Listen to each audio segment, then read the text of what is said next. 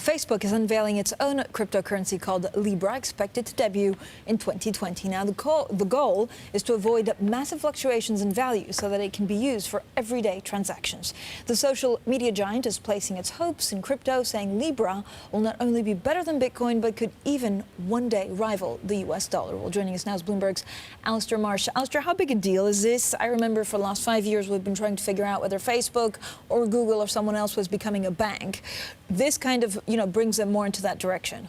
Yeah, this is huge news. I mean, this is huge news not just for the niche of cryptocurrencies, which, if you remember, has a market cap or a market value of about $500 billion, let's say, which is minuscule when you compare it with the global payments or foreign exchange markets. But actually, this is Facebook taking that technology, taking that infrastructure from Bitcoin and others and applying it to payments. And yeah, potentially it has very big consequences. You have the BIS and other global regulators talking about big tech encroaching on finance. In other words, companies that have huge client bases, huge customer bases. If you remember, Facebook has over 2 billion active customers, which is more people than China and the US have, more customers than China and the US have citizens. If this many people can then be plugged into an online payment system via WhatsApp or Facebook Messenger, that's a really big deal, not just for crypto, but potentially for the global financial economy as well.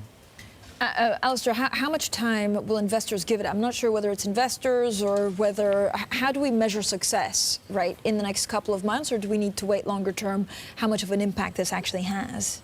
I think we really need to wait a bit longer. The currency itself, Libra, won't go live till next year at the earliest. So at this point today, what Facebook is announcing is that, yes, it's a stable coin. They're announcing their partnership. It's been structured in such a way that it's not just a Facebook venture. The governance of the coin itself will come from a partnership of including MasterCard, Visa, and Uber and a whole host of others.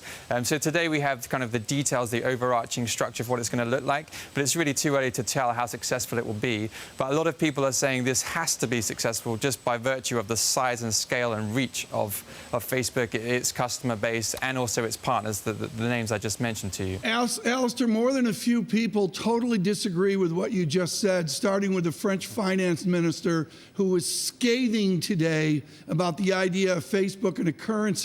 From our Bloomberg story, instead of backing Libra with gold, it will be backed by a collection of low volatility assets. You've got to be kidding me. How do we get this full faith and credit where it's essentially dollar seigniorage? How do we do that? Right, well, Facebook here is potentially creating an alternative financial system.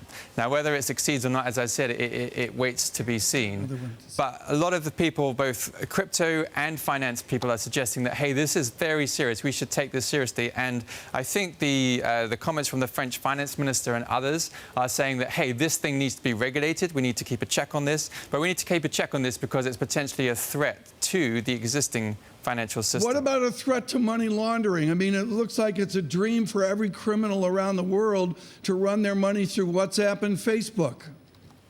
Well, of course, that's been the big criticism about Bitcoin and other cryptocurrencies. But from what we know thus far, to use the Facebook coin or to use Libra as it's known, you will actually have to show a government-authorized identification. So your passport or driving license or whatever. So it should be there should be the KYC and anti-money laundering that is sometimes absent in Bitcoin should be present here with Libra.